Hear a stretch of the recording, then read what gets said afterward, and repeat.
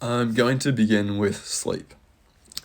And I think this is the best place to start because how well you are rested is the biggest determining factor for how well you can focus and how well you will learn. So, why do we sleep? Interestingly, although we know sleep is essential for healthy functioning and survival, we don't actually know why we sleep. Firstly, we're extremely vulnerable when we sleep. So you can think about this in terms of a risk versus reward. Sleeping is a risky behavior. There's dangers attached to it. We're extremely vulnerable, and there's many dangers that we're open to. So given that there's dangers that sleeping poses, there must be a reward. Now there's theories as to why we sleep, but there actually isn't anything truly solid. What has become clear through research is that sleep is key for the brain to reorganize itself through plasticity. So, brain reorganization. Now, what does this mean? Well, when we are awake and performing a task, say kicking a football, so here's a drawing of a little stick man or woman kicking the ball. And you can think about this as just performing a task, performing any task.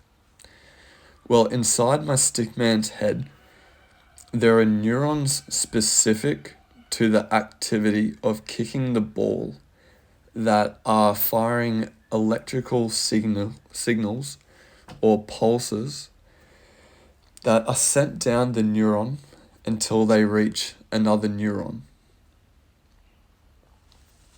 So here in the orange is, you can imagine just an electrical signal that is being pulsed down the neuron. And there's another neuron here that I'm drawing as well, that signal is being sent towards. And in that gap, that's called the synapse. So before it passes from one neuron to the next, it passes this area called the synapse. And what happens at the synapse is the signal reaches there, and it signals for neurotransmitters to be released from the presynapse, which attach to the postsynapse, and the signal then can continue along the next neuron. So that's what happens when you perform a task, any task. Your neurons are firing like that. That's the process they go through. And so after a long day, my stickman gets to have some rest. And it's at this point when he goes to sleep that these same neurons get to relax. They relax, and the relaxation of the neurons at that point allows them to grow new connections. So here's another funny looking neuron. Don't go into a biology textbook and compare my drawing. So there's that same synapse in between, and then there's another neuron that the signal gets broadcast to and sent down. So during the day, those were firing, they're now inactive and they're resting.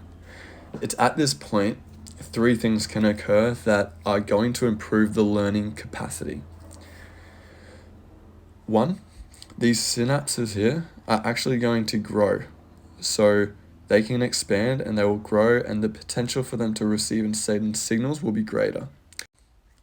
So these synapses will grow and there's more potential there, more neurotransmitters that can be released, and there'll be a stronger connection. Now, two, these finger-like projections from the neurons, they are called dendrites, and they can reach out to other existing neurons and send further signals to create more neural pathways and create stronger pathways for that specific activity.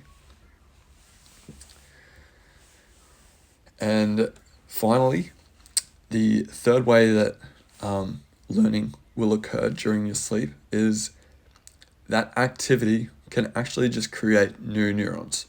So you may end up with completely new neurons specific to that activity.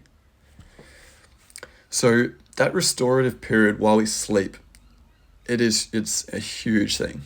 You need you need sleep, you need sufficient sleep. It cements the learning experience that took place. Without sleep, that restoration, it doesn't occur. And I'll speak on sleep more in the next video and how much sleep you need.